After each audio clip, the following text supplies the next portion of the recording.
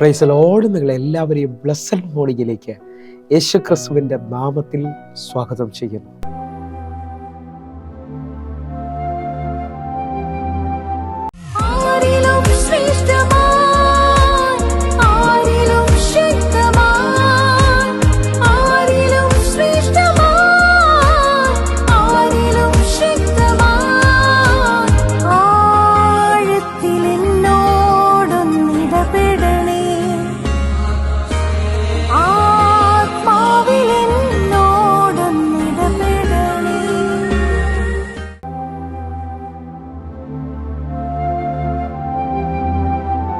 ഒരു പ്രഭാതം കൂടെ നമ്മുടെ ജീവിതത്തിൽ അനുവദിച്ചു തന്ന വലിയവനായ ദൈവത്തെ നമുക്ക് ഒരുമിച്ച് ചേർന്ന് നന്ദി പറയാം. എത്ര പറയും, ഞാൻ നിന്നതല്ല, എൻ്റെ ദൈവം നിർത്തിയതാണ്.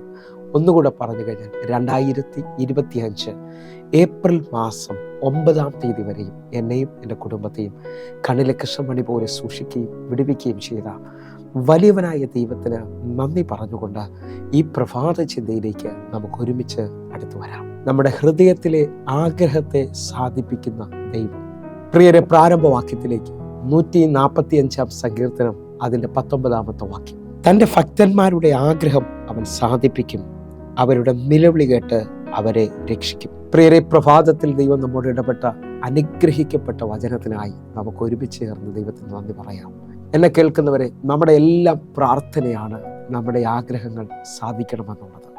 എന്നാൽ ഈ പ്രഭാതത്തിൽ എന്നെ കേൾക്കുന്ന പലതും പ്രാർത്ഥിച്ചിട്ട് എങ്ങും എത്തിയില്ല, ഒന്നും നടന്നില്ല എന്ന് പറഞ്ഞുകൊണ്ട് വിഷമത്തിൽ കേൾക്കുന്നവരുണ്ട്. എന്നാൽ ഈ വചനത്തെ മുറുകെ പിടിച്ചുകൊണ്ട് പറയണം, അവൻ നമ്മുടെ ആഗ്രഹങ്ങളെ സാധിപ്പിക്കുന്ന ദൈവമാണ്. നമ്മുടെ കണ്ണുനീരിൽ നിന്ന് നമ്മളെ രക്ഷിക്കുന്ന ദൈവമാണ്. ആ ദൈവത്തിൻ്റെ പാദപീഠത്തിലോട്ടാണ് നമ്മൾ അടുക്കുന്നത്. ഒന്നുകൂടെ പറഞ്ഞാൽ 20-ാം സങ്കീർത്തനം അതിൻ്റെ 4-ാമത്തെ വാക്യം. നിന്റെ ഹൃദയത്തിലെ ആഗ്രഹം അവൻ നിനക്ക് നൽകട്ടെ, നിന്റെ താല്പര്യമൊക്കെയും നിവർത്തിക്കട്ടെ. പ്രിയരെ, ഈ വചനം കേൾക്കുമ്പോൾ നമുക്കൊരു കാര്യം വ്യക്തമാണ്. നമ്മുടെ ദൈവം നമ്മോട് പറയുകയാണ്, നമ്മുടെ ഹൃദയത്തിലെ ആഗ്രഹത്തെ അവൻ സാധിപ്പിക്കും, നമ്മുടെ താല്പര്യങ്ങളെ നിവർത്തീകരിക്കുന്ന ഒരു ദൈവമുണ്ട്. ദൈവിക മാർഗത്തിൽ ദൈവവചനത്തിനകത്ത് ജീവിക്കുന്ന ഒരാൾ പോലും നിരാശപ്പെടേണ്ടി വരത്തില്ലെന്ന് യോഹന്നാന്റെ സുവിശേഷം 15-ാം അധ്യായം 7-ാമത്തെ വാക്യം വായിച്ചാൽ നമുക്ക് മനസ്സിലാകും. യോഹന്നാന്റെ സുവിശേഷം 15-ാം അധ്യായം 7-ാമത്തെ വാക്യം. നിങ്ങൾ എന്നിലും എൻ്റെ വചനം നിങ്ങളിലും വസിച്ചാൽ നിങ്ങൾ ഇച്ഛിക്കുന്നത് എന്തെങ്കിലും അപേക്ഷിപ്പിൻ, അത് നിങ്ങൾക്ക് കിട്ടും. ഈ വചനം വായിച്ചു കേൾക്കുമ്പോൾ നമുക്കൊരു കാര്യം മനസ്സിലാകും, നമ്മുടെ ആഗ്രഹങ്ങൾ ദൈവം സാധിപ്പിക്കുന്നത് വചനത്തിനകത്ത് നിൽക്കുമ്പോഴാണ്. ഒന്നുകൂടെ പറഞ്ഞാൽ, സങ്കീർത്തനക്കാരൻ പറയുന്നത്, അവൻ്റെ വചനത്തെ രാവും പകലും ധ്യാനിക്കുന്ന മനുഷ്യൻ ഭാഗ്യവാൻ.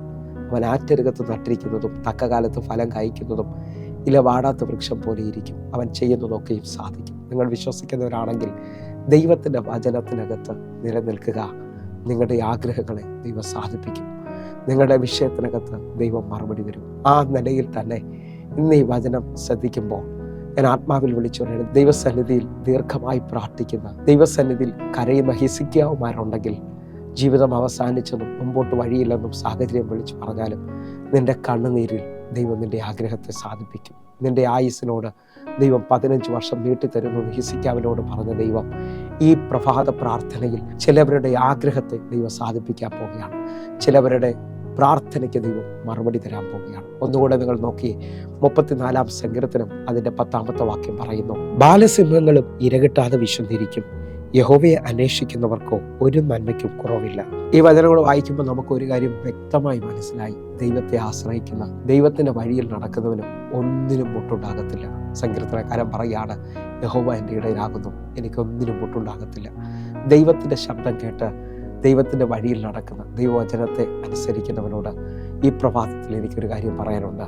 ദൈവം നിൻ്റെ ആഗ്രഹത്തെ സാധിപ്പിക്കും. നിൻ്റെ ഹൃദയത്തിലെ ആഗ്രഹം അവൻ നിനക്ക് നൽകും. കർത്താവിനെ ഒന്ന് മുറുകെ പിടിക്കാൻ പറ്റുന്ന ഉത്തരവുകളുണ്ട്.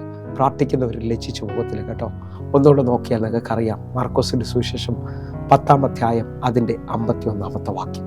യേശു അവനോട്, ഞാൻ നിനക്ക് എന്ത് ചെയ്തു തരണമെന്ന് നീ ഇച്ഛിക്കുന്നു എന്ന് ചോദിച്ചതിന്, റബ്ബിനി, എനിക്ക് കാഴ്ച പ്രാപിക്കണമെന്ന് കുരുടൻ അവനോട് പറഞ്ഞു. ഈ വചന പശ്ചാത്തലം നമുക്കെല്ലാവർക്കും സുപരിചിതമാണ്. തിമായിയുടെ മകനായ ബർത്തിമായെ കുറിച്ചാണ്. അവൻ വഴിയരികിൽ കുരുടനായി നാളുകളായി യാചിച്ചുകൊണ്ടിരിക്കുകയാണ്. എന്നാൽ അവൻ യേശു പോകുന്നു എന്ന് കേട്ടിട്ട് കരുണ തോന്നണമെന്ന് അവൻ നിലവിളിച്ചു. വലിയ പ്രതികൂലം കണ്ടു, പക്ഷെ അവൻ്റെ നിലവിളി നിർത്തിയില്ല. അവൻ വീണ്ടും നിലവിളിച്ചു. ഉച്ചത്തിൽ നിലവിളിച്ചതാണ് വിശ്വാസത്തോടെ. എന്നെ കേൾക്കുന്നവരെ, യേശു അവിടെ നിന്നു. ഈ പ്രഭാതത്തിൽ കരയുന്ന, പ്രാർത്ഥിക്കുന്ന, ദൈവവചനത്തിൽ ഉറച്ചു നിൽക്കുന്ന നിനക്ക് വേണ്ടി എൻ്റെ കർത്താവ് നിൽക്കാൻ പോവുകയാണ്. നിൻ്റെ ആഗ്രഹത്തെ നീ ഇച്ഛിക്കുന്നത് എന്താണ്?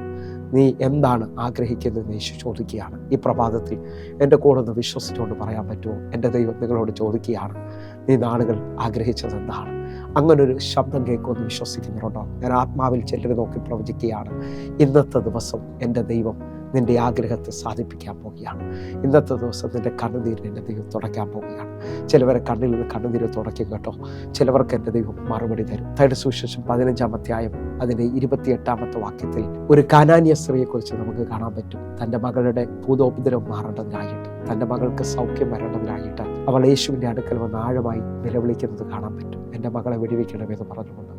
അവിടെ ഒന്നും അവൾക്ക് വിടുതൽ കിട്ടുന്നതായി കാണുന്നില്ല. എന്നാൽ അവൾ പുറകെ ചെന്ന് നിലവിളിക്കുന്നത് കാണാൻ പറ്റും. ആ പാദപീഠം വരെയും കുനിഞ്ഞ ദൈവത്തെ ആരാധിക്കുന്നു, നമസ്കരിക്കുന്നത് കാണാൻ പറ്റും.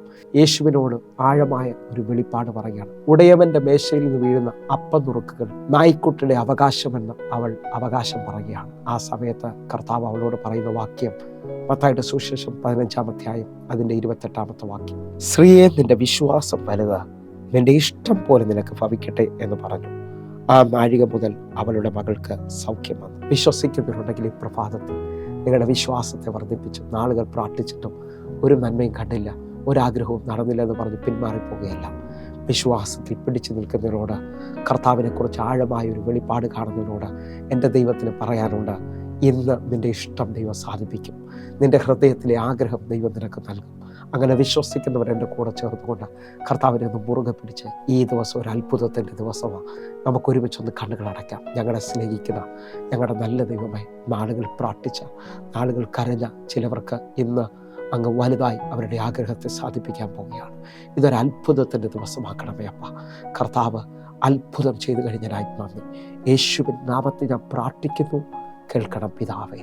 ആമേൻ, ആമേൻ, ആമേൻ. പ്രിയരെ, ഈ പ്രഭാത സന്ദേശം നിങ്ങൾക്ക് അനുഗ്രഹമാകുന്നുവെങ്കിൽ നിങ്ങൾ ഈ യൂട്യൂബ് ചാനൽ സബ്സ്ക്രൈബ് ചെയ്യും, ഫേസ്ബുക്കിൽ നിങ്ങൾ ജോയിൻ ചെയ്യുകയും ചെയ്യണമെന്ന് ഓർപ്പിക്കുന്നു. അതേപോലെ ഈ കാണുന്ന 811 നിങ്ങൾക്ക് വിളിക്കുവാൻ കഴിയും, നമുക്ക് ഒരുമിച്ച് പ്രാർത്ഥിക്കാൻ കഴിയും. കർത്താവ് നിങ്ങളെ അധികത്തിൽ മാനിക്കട്ടെ. നിങ്ങൾ ഈ യൂട്യൂബ് ലിങ്ക് മറ്റുള്ളവരിലേക്ക് കൂടെ എത്തിക്കണമേ. ആയിരങ്ങൾക്ക് ഇതൊരു അനുഗ്രഹമായി തീരട്ടെ. കർത്താവ് ഈ ദിവസങ്ങളിൽ നിങ്ങൾക്ക് വേണ്ടി വലുത് ചെയ്യും. കർത്താവ് നിങ്ങളെ മാനിക്കട്ടെ. God bless you. ആമേൻ.